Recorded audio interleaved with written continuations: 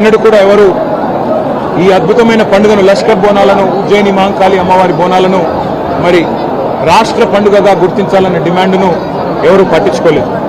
కానీ పెద్దలు కేసీఆర్ గారి నాయకత్వంలో ఆ రోజు మా తలసాని శ్రీనివాస్ యాదవ్ గారు, అదేవిధంగా మా హైదరాబాద్ నగరానికి సంబంధించిన శాసనసభ్యులు, అదేవిధంగా నాయకులు అందరూ కూడా వచ్చి ఇది తప్పకుండా మనం చేయాల్సిన పని అంటే కేసీఆర్ గారు చెప్పిన మాట ఒకటే, మనం తెలంగాణ సాధించిందే ఆ తల్లి ఆశీస్సులతో.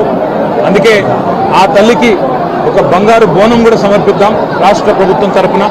దాంతోపాటు అత్యద్భుతంగా అధికారిక లాంఛనాలతో అధికారికంగానే మొత్తంగా మరి రాష్ట్ర పండుగగా ఈ కార్యక్రమాన్ని చేస్తామని చెప్పాము, చేసి చూపెట్టాము. ఇవాళ చాలామంది చాలా చెప్తుండొచ్చు, కానీ కేసీఆర్ గారు భారతదేశంలో మొట్టమొదటి ముఖ్యమంత్రి.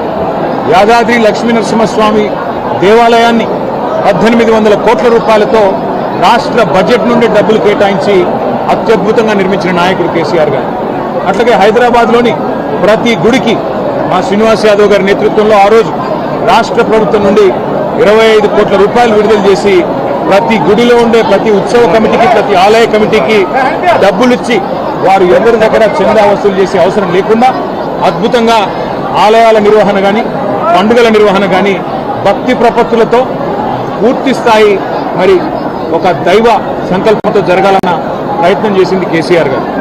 ఈరోజు మేము ఆ తల్లిని అందరం కూడా సమిష్టిగా మొక్కుకున్నది ఒకటే, రాష్ట్రంలో వర్షాలు బాగుపడాలి, రాష్ట్రం కలకల్లాడుతూ ఉండాలి, రైతు ముఖ్యంగా సంతోషంగా ఉండాలి, రాష్ట్రం పచ్చగా ఉండాలి, శాంతి భద్రతలు సరిగ్గా ఉండాలి. ఆ తల్లి ఆశీస్సులు తన పిల్లలందరికీ కూడా ఉండాలని మనస్ఫూర్తిగా కోరుకుంటూ మీ అందరికి కూడా ధన్యవాదాలు. మీ అందరికి కూడా తల్లి ఆశీస్సులు ఉండాలని కోరుకుంటున్నాను.